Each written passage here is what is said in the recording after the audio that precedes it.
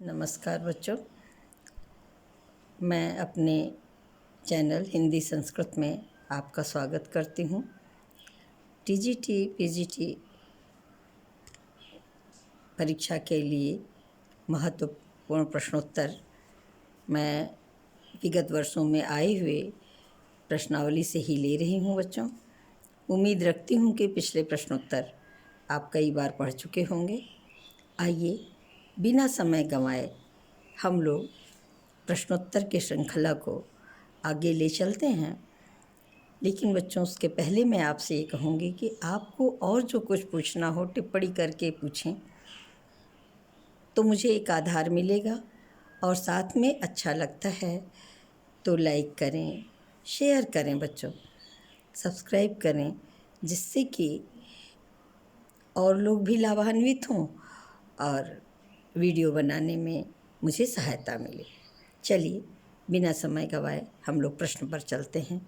प्रश्न है, पायो जी मैंने राम रतन धन पायो। प्रस्तुत पद के रचयिता का नाम है सूरदास, कुंभनदास, मीराबाई, तुलसीदास। तो ये इनकी प्रसिद्ध रचना है, संभवतः आपको आता भी होगा, मीराबाई है। अगला प्रश्न, सबसे बड़े सिपहिया के रचनाकार हैं वीरेंद्र जैन, वीरेंद्र कुमार, मिथिलेश्वर, गोविंद मिश्र। तो वीरेंद्र जैन सही ऑप्शन है। अगला प्रश्न, इनमें से कौन सा समूह आचार्य रामचंद्र शुक्ल की रचनाओं को दर्शाता है? कल्पवृक्ष, पृथ्वीपुत्र, भारत की एकता, मातृभूमि। हिंदी साहित्य का इतिहास, चिंतामणि, रसमीमांसा, त्रिवेणी। अगला, आकाश के तारे, धरती के फूल, भूले बिसरे चेहरे, जिंदगी मुस्काई। अगला है, सदाचार का ताबीज, रानी नागमती की कहानी, भूला राम का जीव, जैसे उनके दिन फिरे। तो बच्चों, ये आप ध्यान से पढ़ेंगे तो ऐसे ही चिंतामणि बहुत प्रसिद्ध है तो समझ में आ जाएगा। हिंदी साहित्य का इतिहास, चिंतामणि, रश्मिमांसा, त्रिवेणी, ये सही ऑप्शन है। अगला प्रश्न देखें, कविता क्या है? निबंध के लेखक हैं रामचंद्र शुक्ल, हजारी प्रसाद द्विवेदी, पूर्ण सिंह, कुबेरनाथ राय।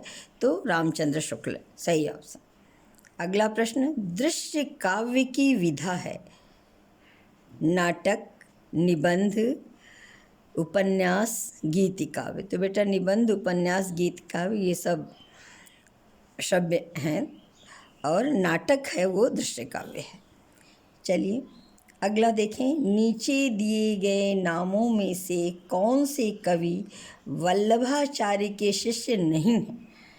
चतुर्भुज दास, सूरदास, कुंभनदास, परमानंद दास। तो सूरदास वल्लभाचार्य के शिष्य नहीं हैं। हिंदी भाषा की उपभाषाएं हैं, 7 है, 8 है, 5 है, 9 है। तो 8 उपभाषाएं हैं। अगला प्रश्न, कवि गंग किसके दरबारी कवि थे? शाहजहां, अकबर, जहांगीर, हुमायूं। तो कवि गंग बेटा अकबर के दरबारी कवि थे और इनका पूरा नाम गंगाधर राव था, ये याद रखना। इटावा इनकी जन्मस्थली है और गंगाधर राव इनका नाम था। शायद प्रश्न दूसरी तरह से पूछे कि इनका पूरा नाम क्या है। अगला प्रश्न देखें, श्रृंगार रस मंडन के रचनाकार हैं विट्ठलनाथ, वल्लभाचार्य, नाभादास, गोकुलदास। तो श्रृंगार रस मंडन के रचनाकार विट्ठलनाथ जी। अगला देखो, रूपक का एक भेद है कहानी, उपन्यास, नाटक, निबंध। तो रूपक का एक भेद नाटक है, ये सही ऑप्शन है। अगला प्रश्न देखो बेटा, हिंदी नाटक का स्वर्ण युग कहा जाता है। ध्यान से पढ़ना बेटा, हिंदी नाटक का स्वर्ण युग कहा जाता है। भारतेंद्र युग को, द्विवेदी युग को, छायावाद या प्रसाद युग को, छायावादोत्तर या प्रसादोत्तर युग। तो छायावाद या प्रसाद युग सही ऑप्शन है। अगला प्रश्न देखो, सिंधी शब्द का संबंध किससे है? पैशाची, ब्राचड़, मगही, सौरसेनी। तो ब्राचड़ सही है। अगला प्रश्न, हिंदी किस परिवार की भाषा है? सामीहामी, भारोपीय, काकेसी, पापुई। तो ये भारोपीय परिवार की भाषा है। भारत और यूरोप में ये चलती है। अगला देखें, पश्चिमी हिंदी की कितनी बोलियां हैं? 3, 5, 4 और 2। तो पश्चिमी हिंदी की बच्चों 5 बोलियां हैं। उसका उधर याद कर लो कि पूर्वी हिंदी की कितनी, तो 3, 8 बोलियां भी ऊपर आपने पढ़ा। तो पश्चिमी हिंदी की कितनी बोलियां हैं? 5 सही ऑप्शन है। अगला प्रश्न, इनमें से कौन कालिदास की दूसरी रचना है? रघुवंशम, अभिज्ञान शाकुंतलम, दश रूपकम, प्रतिमा नाटकम। तो अभिज्ञान शाकुंतल दूसरी रचना है। दूसरे नंबर पर इन्होंने अभिज्ञान शाकुंतल लिखा। अपिवत धातु रूप में कौन सा लकार है?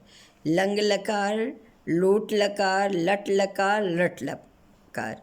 तो अपिवत में लंग लकार है, भूतकाल। अगला देखो, वे मुस्काते फूल नहीं जिनको आता है मुरझाना।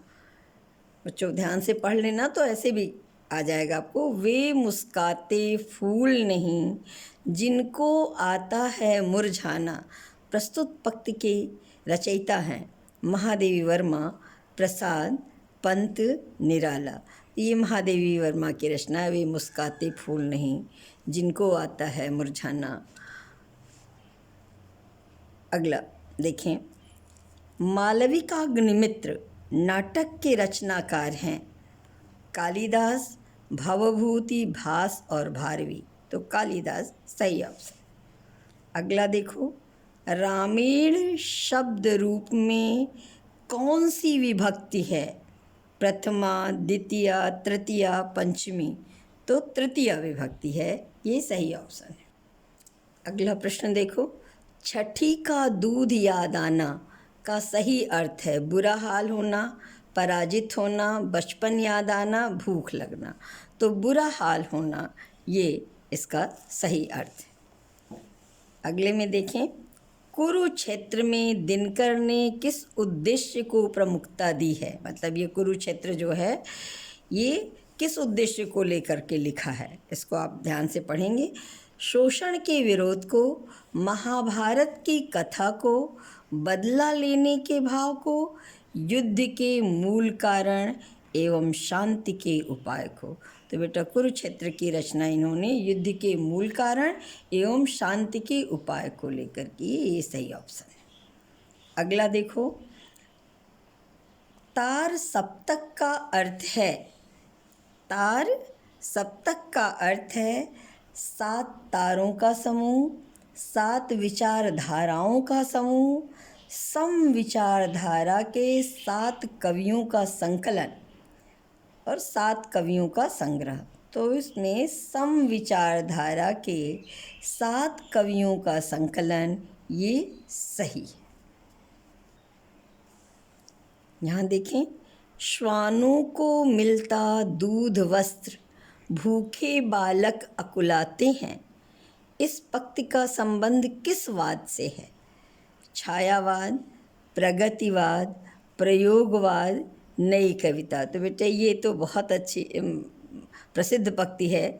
श्वानों को मिलता दूध वस्त्र, भूखे बालक अकुलाते हैं, माँ की हड्डी से लिपट चिपट जाड़े की रात बिताते हैं। ये प्रगतिवाद के रचना से संबंधित है। अगला प्रश्न देखें, प्रगतिशील लेखक संघ की सबसे पहले स्थापना कहाँ हुई? इसको ध्यान से याद रख लेना बच्चों, क्योंकि कुछ प्रश्न ऐसे हैं जो आपको पहले से याद होंगे। प्रगतिशील लेखक संघ की इस सबसे पहले स्थापना कहाँ हुई? New York, Lucknow, London, Allahabad. तो लंदन में हुई है। अगला प्रश्न देखो, प्रगतिवाद के उदय में किन तत्वों का योगदान है? मार्क्सवाद का प्रभाव है, छायावादी पलायन की प्रवृत्ति है, प्रगतिशील संघ की स्थापना है, उपरोक्त सभी। तो ये तीनों हैं, इसलिए उपरोक्त सभी सही ऑप्शन है। इस तरह बच्चों आपका ये 25 प्रश्न का ये सेट पूरा हुआ और आप इस पर कई बार अभ्यास करें। अगले वीडियो का इंतज़ार करें। तब तक के लिए बच्चों वो हमारे इस को सुनने के लिए बहुत बहुत धन्यवाद।